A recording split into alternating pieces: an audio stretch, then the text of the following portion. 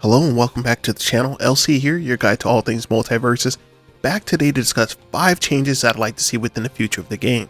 Now these are going to be my subjective opinions after pouring well over 100 hours into the gameplay and reviewing what Warner Brothers and Player First Games have referenced in regards to the game's future. Now before we get started, I'd like to hear what changes you guys would like to see down in the comments, and make sure you subscribe for future content, including the finalized 2v2 beta tier list that we'll be doing later this week. But enough talk, let's go ahead and get into it.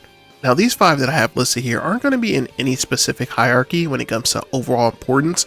However, I do feel that they would make the player experience much better if implemented. So let's kick things off talking about number 5, DLC and Battle Pass pricing. With Multiversus being a free-to-play game like many other massive titles nowadays, including juggernauts like Fortnite, Warzone, Apex, they seem to have taken a few keys from their brethren when they come to the pricing of both their cosmetic DLC and their Battle Pass. Starting with the pricing for the premium skins, it's kinda all over the place. They got skins that cost anywhere between 2,000 Gleamium for Batman, 1,500 for Raindog. See, I pronounced his name correctly that time, boys. You can take your fingers off the keyboard. However, the pricing for most of the other skins hovers somewhere around 500 to 800 Gleamium for most characters, and in the word, that's kind of inconsistent, right? Also, whoever created this grand idea that each game needs its own form of currency really needs to be thrown in jail. Between V-Bucks, the COD points, and now Gleamium, it all just gives me the same energy as going to Disney World, and all of a sudden you need these Disney dollars in order to do anything. Checking the hotels. Welcome to Disney World, Mr. Chappelle. Can we interest you in some Disney dollars? Definitely seems from what I can see so far is that they're going more of the COD route and attempting to juice out as much money for highly desirable skins, like that Batman the Animated Series skin. They know everybody wants that, so that's kind of why it's probably $20.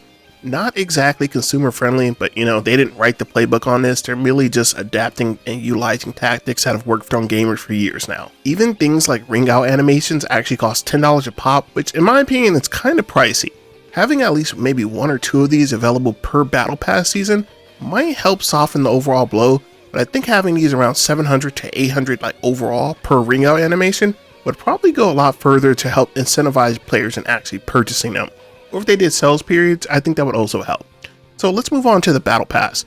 One of the major gripes that I've seen so far on Reddit and Twitter is that some feel that it's a bit too grindy and that there should be more experience given out at the conclusion of each match. I kind of disagree with this, to be honest. As someone who wasn't even playing every day, I was able to complete it with kind of relative ease. I think that the game's emphasis on dueling with friends for additional gold and experience and the daily challenges make it a relatively straightforward affair to complete it. Also of note, there's a heightened emphasis on bonuses for wins to collect additional EXP, which can definitely help speed up the task significantly for some. If you go on a win streak, you know, you're winning a lot, you can definitely cut down on that battle pass quite quickly. So in conclusion for this, I definitely think it would be dope if the battle pass offered enough total Gleamium for at least 1 cosmetic skin, even if it's on the lower side of the spectrum, you know, thinking around the 500 to 600 Gleamium range.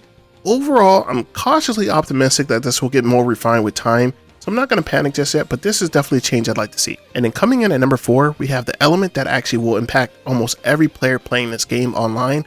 That's going to be online connection and netcode. For the most part, Multiversus is about an 8.5 out of 10 when it comes to the overall online experience. Coming out of the gate firing on all cylinders with both rollback netcode and crossplay, they checked off some very important boxes that other developers are just now getting around to implementing 5 years later after the game has launched. However, the work is far from done in my humble opinion. With this game being played online by the vast majority of its audience, this is one avenue that has to not only be stable, but consistently improved. So a few things right out the gate come to mind. Firstly, let's get some ping indicators on all platforms so we can make educated decisions as players before we hit that rematch button. If somebody has crazy ping or it's fluctuating very wildly, I want to know that, whether it be my ally or, you know, the opponent, before I hit that rematch button, just so that we're not wasting time out there. And to up the ante just a bit more and make things a bit spicier out there, let's integrate that greatly desired Wi-Fi or LAN indicator, which would allow for much more optimal matchmaking for the playing audience. Now this was an idea that was previously implemented in fighting games like Tekken 7 and MKX, so let's say some comical results, but let's keep it real here. Ladies and gents, in 2022, we as players deserve the ability to filter out unstable or laggy opponents so that we're not wasting time and energy on unplayable matches. Giving players the option for more stringent matchmaking, even if it's not utilized by the entire player base, would be a welcome addition into the world of Multiversus. The only currency that matters at the end of the day is time. The time that each player takes out of their day to play this game comes out of a limited pool that has a lot of competition between work, school, other games, so ensuring that the online experience is consistently good will go a long way for ensuring that the game's overall competitive health and longevity are here for the long run. And then coming in at number 3, we have tournament organization. Now firstly, I understand that this game is still currently in a beta state, and the only major tournament that we've had is EVO, but as a tournament organizer myself, that one tournament showcased a lot of potential growing pains for running Multiversus in a tournament settings. Now while online is relatively straightforward, you just create a lobby, you spectate as a TO, all good. Hungrybox has already ran 2 very large online tournaments without much issue, so I don't think that's going to be much of a problem going forward. However, running an offline tournament is another beast entirely. Due to the game being multi-platform, it looks like for the time being the solution is to run the game on PC, which supports all input methods, Xbox, PlayStation controllers, and even the mad scientists who are out there playing on mouse and keyboards. Now for a bit of backstory when it comes to the FGC, typically most games have been run on one console platform, and if your input method didn't work on that, say that the games ran on Xbox and you only play on PlayStation, we would need to rely on converters, which is actually a whole nother can of worms I won't get into right now. And it made it relatively easy for a setup of stations and matches, and everything was just kind of plug and play, right? The station's there, you plug in your pad, you're good to go. But collectively, most players know that PC offers a number of advantages to playing on console, including stability with frame rates and decreased input delay. But it also has its own host of unique issues that we saw rear its ugly head last weekend. Between driver support for obscure controller types to dropped inputs due to settings, there's going to be a lot of growing pains to get this fully optimized. This entire issue caused major downtime for the viewing audience, with most matches taking an average of 15 to 17 minutes to get up and running before the next match was even ready to go. This is kinda insane from a viewer and competitor standpoint. Hell, I was actually doing a restream of EVO and I damn near fell asleep due to all the downtime in between each match. This is something that I do believe will get better with time. We're gonna really need to focus on an optimal setup. So what does this mean for future events? Are TOs and event organizers going to rent out optimized PCs to run Multiversus?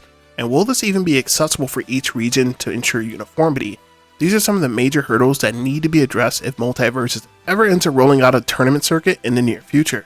And then coming in at number 2, we have more game modes. As of right now, as a title, Multiversus is almost geared exclusively towards the competitive fan base, and that's okay for a launching off point. But to appeal to a much wider demographic, my suggestion is that we introduce a few more options to the playing audience. Now I know that Smash always gets a lot of shit for being a air quotes party game, but that's not always a bad moniker to carry. The wide gamut of modes that the game has to offer means that naturally it will appeal to a larger overall market and have much more replayability over time. Now I'm definitely not going to say go the route of making a full-blown story mode or a subspace emissary, but the introduction of some fun modes like Warner Brothers' version of, say, Home Run Derby or even a classic tower play mode would be welcome additions. And that's just the tip of the iceberg. Let's not stop there. Let's get even more zany.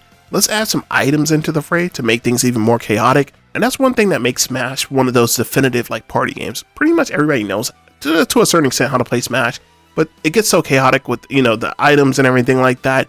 That's something that just elevates the gameplay and definitely makes it just much more fun. And with the overall plethora of IPs at your disposal, Warner Brothers, I'm sure you can give us some very creative game modes and keep us coming back for more. And coming in at number 1, we have hitbox correction. Okay guys, I'm not even going to try and sugarcoat this. The hitboxes in this game are absolutely bonkers and kinda in the worst way. Now I'm not new to this, I'm true to this when it comes to janky hitbox and fighting games. It's kind of expected behavior at this point.